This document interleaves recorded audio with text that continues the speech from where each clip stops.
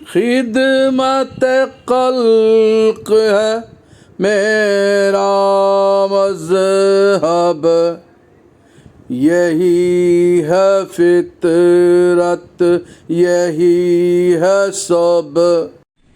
अस्सलामु अलैकुम वरहमतुल्लाहि वबरकातुह। मैं हकीम मोहम्मद करीमुद्दीन राहत सेहत शफाखाना महबूब नगर का दवाखाने वाला।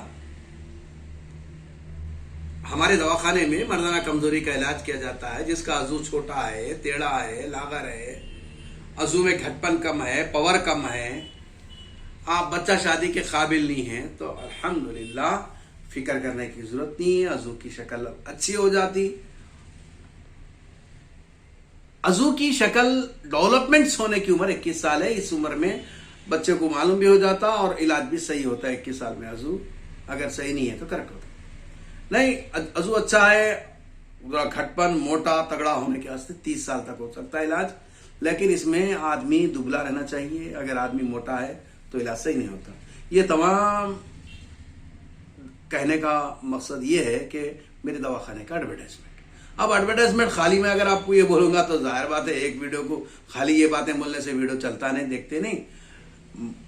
आप ये ना समझो कि सिर्फ खाली एडवर्टाइजमेंट है, बल्कि ये जहन नशीन कर लीजिए कि यहां दवाखाने से जो नुस्खे कहे जाते हैं वो मुजीर असरात से पाक होते हैं। उसमें रिएक्शन रहता ही नहीं।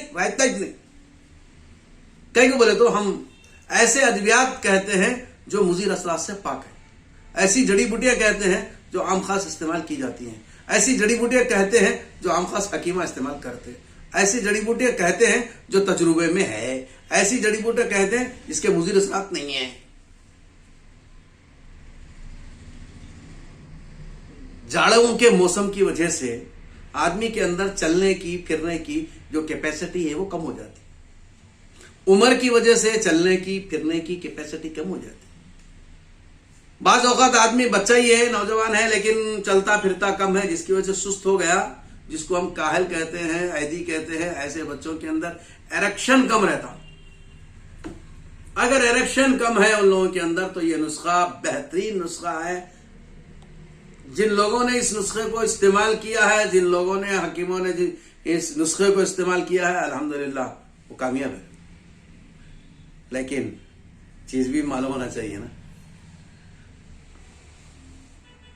ऐसा अच्छा नुस्खा है कि अजू के अंदर अंदरूनी तौर से अगर सुस्ती है और एरेक्शन कम है, घटपन नहीं है, सही फूल रहा नहीं, तो सही इलाज होता। तो उसका क्या नुस्खा ये है कि आखर खर्रा। आखर खर्रा देखने में 3 से 4 इंच होता लंबाई इसकी 3 इंच से 4 इंच की लंबाई होती। बाद औकात में 5-5 इंच भी आ जाता। आखर खर्रे का अगला हिस्सा मोटा और बारीक, पिछला हिस्सा बारीक होता हुआ चले जाता। आखिर खर्रा देखने में ऐसा रहता और आखिर खर्रा का जो ऊपर का हिस्सा जो मोटा है वो हिस्सा एक टोपी नुमा रहता। उसके ऊपर छोटे छोटे जड़ां होते हैं।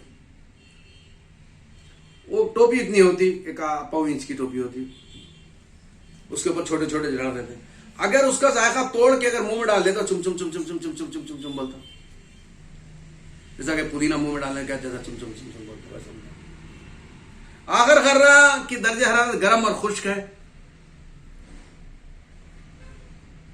गर्म खुश्क है और दर्जे हरारत ज्यादा 1-2 तक नहीं गई उन्हें। मिकदार खुराक इसकी 500 ml तक इस्तेमाल कर सकते हैं, आधा तोले तक कर सकते हैं, और कम करे तो बेहतर है। आखिर खर्रे को अक्सर हकीमा अजू में एरेक्शन के वास्ते, अजू में मोटापन के वास्ते, घटपन के वास्ते देते हैं। आखिर खर्रा को कैप्सूल बन के रजिस्टर्ड हकीम देते हैं।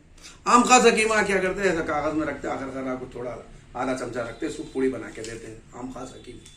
तो ये आखिर खर्रा इस्तेमाल करने का जो तरीका है, असर से लेके मगरिब के बीच में इस्तेमाल करना है इसे। आखिर खर्रा जब कभी इस्तेमाल करें तो दूध का इस्तेमाल जरूरी है। आखिर खर्रा खाने के साथ ही दूध पी लेना, और आखिर खर्रा जब इस्तेमाल करे खाना पेट में कम रहना, आदमी के अंदर एक्टिवनेस रहना, उकड़ बैठ के खाना खाना।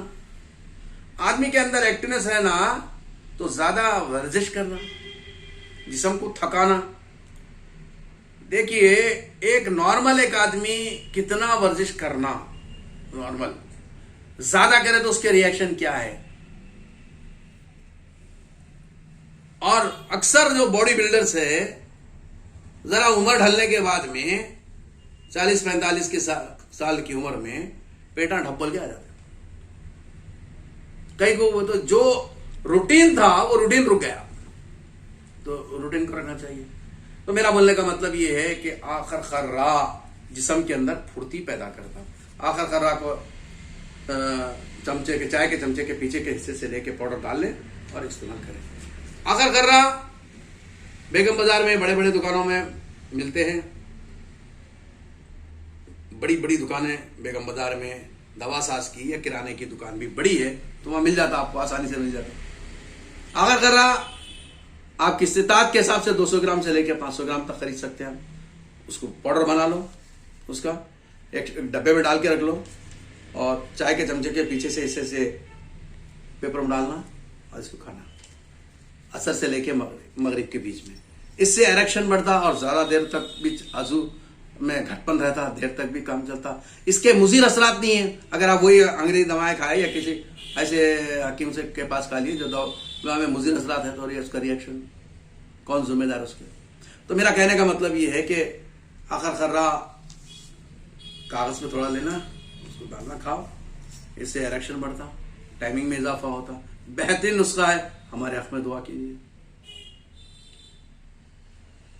ऐसे नुस्खे बार बार आपको मिलना तो हमारे दवाखाने को, इस चैनल को सब्सक्राइब करें और शेयर करें, बेल के निशान को हाथ लगाएं ताकि आपको हमारे वीडियो बार बार आते रहें।